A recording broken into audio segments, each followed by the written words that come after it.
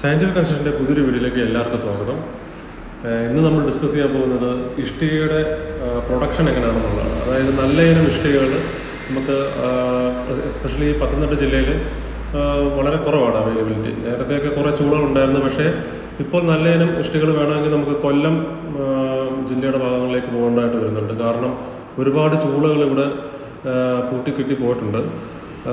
അത് ചിലപ്പോൾ സർക്കാരിൻ്റെ നോംസ് കൊണ്ടായിരിക്കാം, അല്ലെങ്കിൽ അവരുടെ ചിലവ് കുറഞ്ഞുകൊണ്ടായിരിക്കാം. കമ്പയർലി നേരത്തെ ടൈമിനേക്കാളും ഇപ്പോൾ കൂടുതൽ ഒരു ഇഷ്ടികയ്ക്ക് ചിലവാകുന്നുണ്ട്. ഇപ്പം കൂടുതലും നമ്മളിപ്പോൾ എടുക്കുന്നത് കൊല്ലം ജില്ലയുടെ ഭാഗത്തു നിന്നാണ്. അവിടെയാണ് ക്വാളിറ്റി കട്ടകൾ ലഭിക്കുന്നത്. അപ്പം ഇന്ന് നമ്മൾ നോക്കാൻ പോകുന്നത് അതിൻ്റെ ഒരു പ്രൊഡക്ഷൻ എങ്ങനെയാണെന്ന് ചെറിയ രീതിയിലാണ് നോക്കുന്നത്. ആദ്യമായിട്ടൊരു ഇഷ്ടിക ഉണ്ടാക്കാൻ നമുക്ക് വേണ്ടത് നല്ല മണ്ണാണ്. ആ മണ്ണ് നമ്മൾ കുഴച്ച്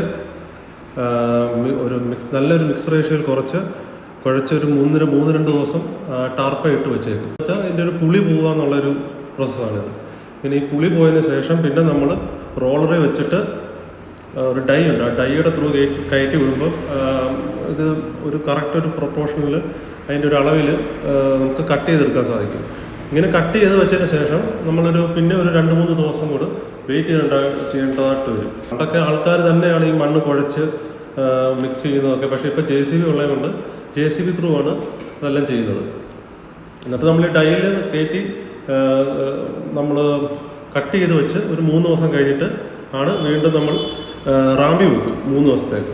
അത് കഴിഞ്ഞിട്ടാണ് ഷേപ്പ് ചെയ്തിട്ട് ഉണങ്ങാൻ ഒരു 3-4 ദിവസം വീണ്ടും നമുക്ക് വേണം. പിന്നെ നമുക്ക് അടുത്തൊരു പ്രോസസ്സാണ് ഇത് ഈ കട്ട് ചെയ്ത് വെച്ചിരിക്കുന്ന ഇഷ്ടിക ചൂളയിലോട്ട് കയറ്റുക എന്നുള്ളത്.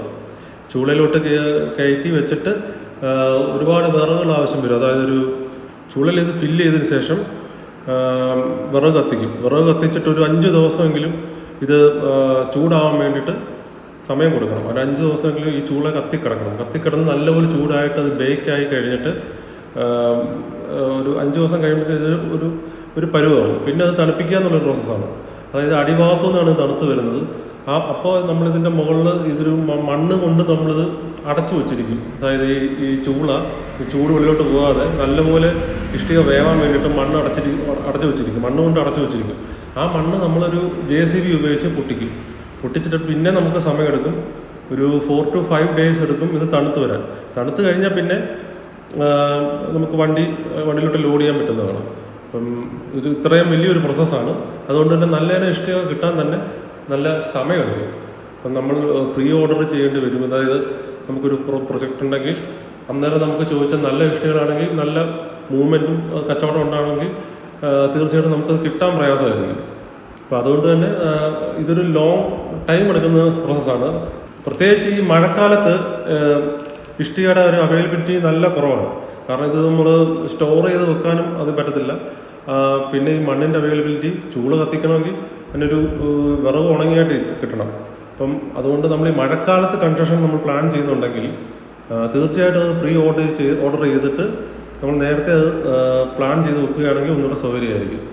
ഇഷ്ടിക അതുകൊണ്ടാണ് ഇത്രയും വലിയൊരു പ്രോസസ്സ് ആയതുകൊണ്ടാണ് ഇതിന് ഇത്ര കോസ്റ്റ് കൂടുന്നത്. Thank you.